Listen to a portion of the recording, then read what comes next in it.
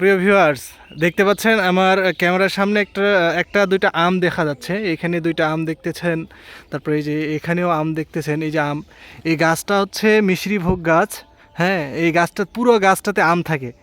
হ্যাঁ, তো আমটা যখন আরেকটু বড় হয় তারপরে চোরের উপদ্রবে আমগুলো সব চলে যায়। এই যে দেখেন, তো খাইতে পাই নাই একবারও এখন পর্যন্ত, কাঁচা ছাড়া পাকা খাইতে পারলাম না।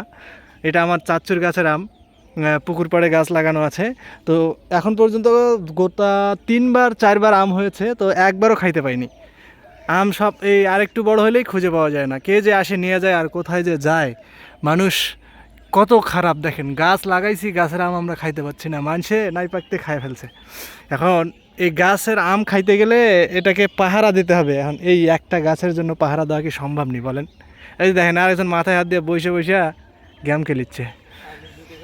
ঘটনা হচ্ছে, এই আমের গাছের আমটা এতটাই টেস্টি যে টক টক বোঝানোর কোনো উপায় নেই।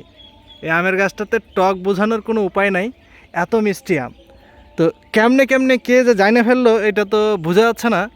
আমটা কেমনে জানলো এটা এত মিষ্টি আম, এত সুন্দর টেস্টি এবং সুস্বাদু। দেখেন, এই গাছের গোড়াটা দেখলেও মনে হবে যে এটা গাছের কলম চারা, এটা টেপ চারা নয়, কলম চারা। তো আমটা অনেক সুস্বাদু, আপনাদের সবার জন্য খাওয়ার দাওয়াত রইলো, আপনারা আসবেন। যদি এবার পাকা আম খেতে পারি অবশ্য আপনাদের সবাইকে খাওয়াবো, আর ঠিকানা দিয়ে পাঠিয়ে দেবো, কোনো সমস্যা নেই। হ্যাঁ, তবে আমটা খুব সুস্বাদু, অনেক সুস্বাদু।